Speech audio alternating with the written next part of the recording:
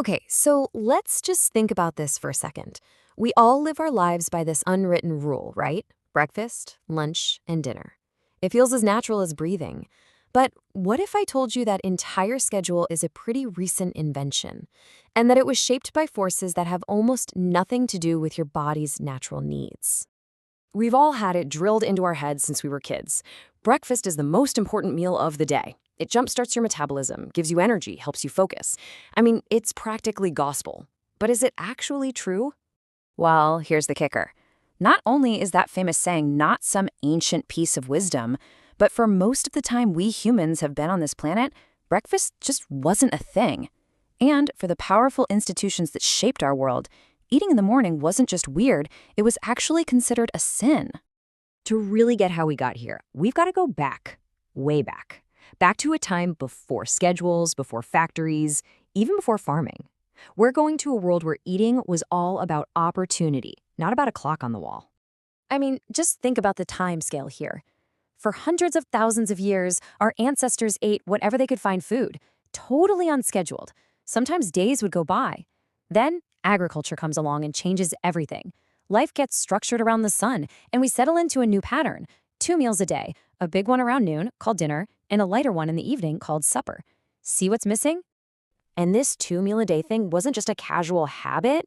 Oh no, it was enforced by the biggest powers of the time.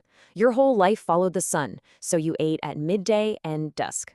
The Catholic Church, a huge influence, literally taught that eating in the morning was a form of gluttony. And if that wasn't enough, your doctor would tell you that eating too often would mess up your body's humors and make you sick. So work, God, and science were all in agreement, you eat twice a day, period. So you can imagine if the 2-meal day was the absolute rule, breaking it was a really big deal. The simple act of eating something in the morning wasn't just odd. For anybody respectable, it was downright scandalous. You know, back in Tudor England, if you were seen eating breakfast, people basically assumed something was wrong with you. You were either a little kid, you were really old, or you were sick and couldn't make it to the proper midday meal. The only healthy adults eating breakfast were laborers doing back-breaking work who needed the extra fuel. For everyone else, it was a sign of weakness. And get this is the perfect example. When Cardinal Wolsey's enemies wanted to prove he was corrupt and just a terrible person, what did they use as evidence? Not just his money, but his eating habits. The fact that he ate a morning meal with meat and wine was presented as literal proof that he was morally bankrupt. Wild, right? So what on earth changed? What took breakfast from being a sin to being a staple? Well, the answer isn't some big discovery in nutrition science. Nope, it was the invention of the factory, and with it, a completely new way of organizing human life. The Industrial Revolution just blew up the old schedule. All of a sudden, you had to be at the factory for a 12-hour shift, so you had to eat before you left home. Boom, breakfast is born. Then you couldn't go home for your big midday meal anymore, so that dinner was replaced by a quick, portable meal we started calling lunch. And the main family meal? That got pushed all the way to the evening, after the workday was finally over. Our entire eating schedule was rebuilt just to serve the factory whistle. And the word lunch itself is a dead giveaway.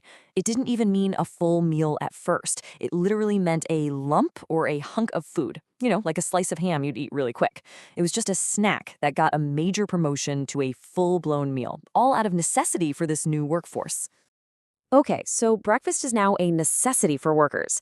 But how did it become this massive industry of colorful, sugary, essential foods we know today? Well, the story gets even weirder, and it all starts with one man who was way more concerned with your morals than your metabolism. Everybody meet John Harvey Kellogg. He was a doctor who ran a health spa, and he had this deeply held belief that society's biggest problems were caused by sexual desire, specifically masturbation. So what was his cure? A really, really bland diet.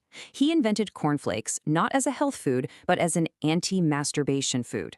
He genuinely believed its plainness would curb people's urges. You cannot make this stuff up. Now, his brother, Will Kellogg, he saw a totally different potential.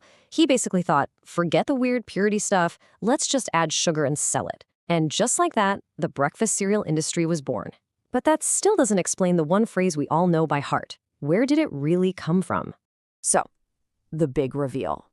Did it come from a doctor, a groundbreaking scientific study? Nope. It was invented for a 1944 radio ad campaign for Grape Nuts cereal. That's right. One of the most deeply ingrained truths about health is actually just an advertising slogan created to sell more product. And that brings us right up to today. We've inherited this three-meal structure from factories and had it reinforced by a century of really clever marketing.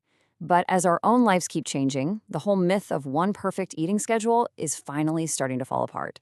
I mean, just look at the contradictory advice we've gotten, right? One decade, it's 3 square meals, no snacking. The next, it's 6 small meals a day to boost your metabolism.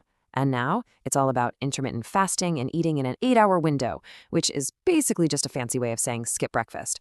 The only thing that stays the same is that every generation is totally convinced they've found the one true natural way to eat until the next one comes along and proves them wrong. And if you look at how people actually eat today, that rigid 3-meal structure is already gone. Almost a third of Americans regularly skip breakfast. The vast majority eat dinner later in the evening, and about half of us are grazing, eating 5 or more times a day. Our lives just don't fit that old factory schedule anymore, and our eating habits are finally catching up. And really, that's the whole point of all this. There is no magic number of meals that your body is designed to eat. Our bodies evolved to be incredibly adaptable. The rules we follow, 2 meals, 3 meals, 6 meals, they aren't biological commands. They're cultural inventions, created to fit the economic and social systems of a specific time. So if our entire eating schedule was designed to fit the life of a 19th century factory worker, it leaves us with a pretty important question, doesn't it?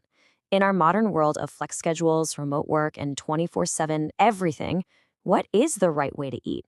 And the answer is, there isn't one. There's only the one that's right for you.